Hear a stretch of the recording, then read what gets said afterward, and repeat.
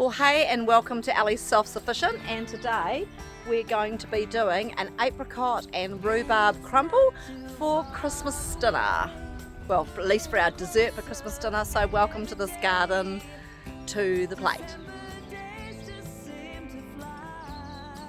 So lots of apricots up in the tree, so we're going to pick a few apricots, get some rhubarb, and we're going to make this apricot crumble.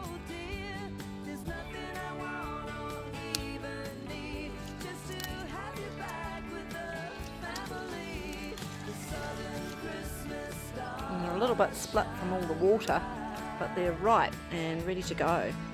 And here we've got the rhubarb plant. The important thing to remember about rhubarb is the leaves are actually poisonous. So all we're actually after is those big stalks there. So I'm just going to cut myself a couple of stalks.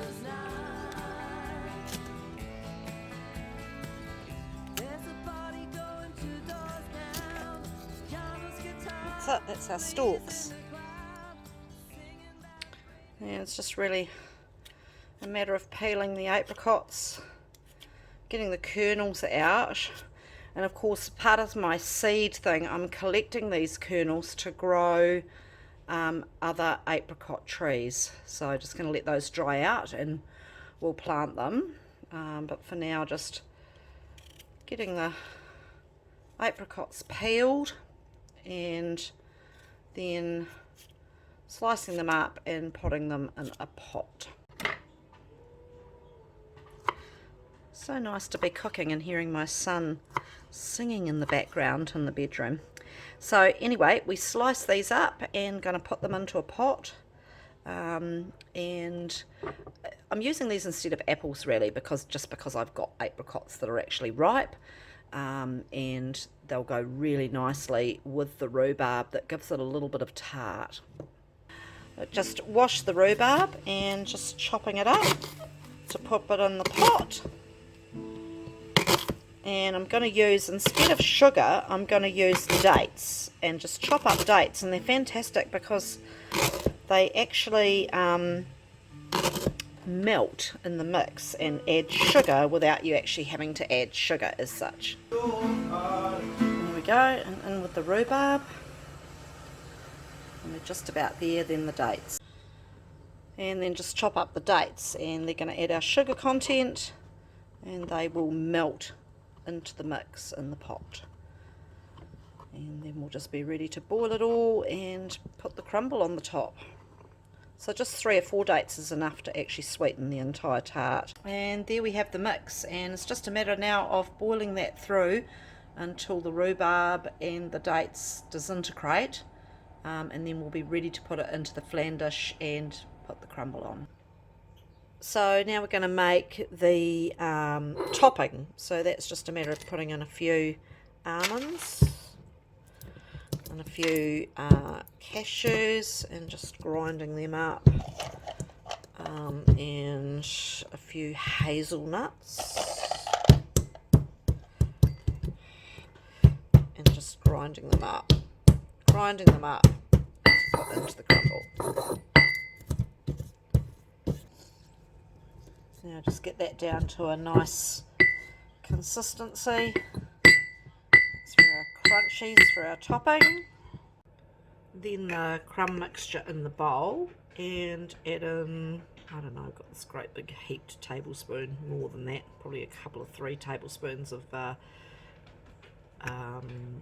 gluten-free flour. And then I'm adding a tablespoon or so of flaxseed oil. Good to get the flaxseed oil in there. And then in with a good couple of tablespoons of finely chopped dates. And then you clean your hands really well and you mush it all in together with your fingertips so that it's all really mushed together. I'm going to put in a sprinkle of hemp seed as well. So that's all really good for you. That's a healthy topping, no sugar right there, but lovely and sweet from the dates. And now you just take your hands nice and clean and squash the dates into the mix with the oil. Just put in a lump of coconut oil and and squash that in there. And that's like replacing the butter in your crumble mix, so that it is actually completely vegan.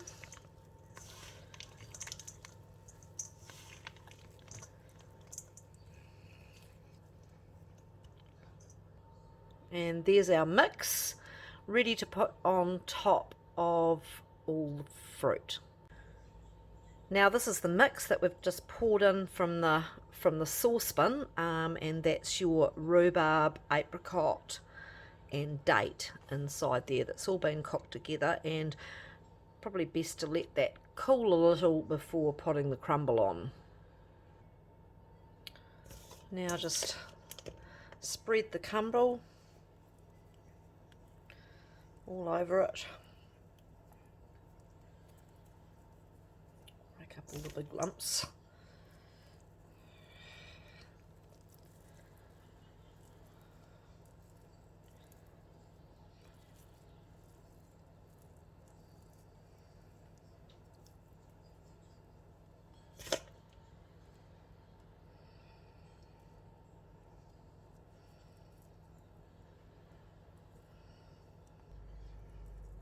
And that is our rhubarb, apricot and date crumble.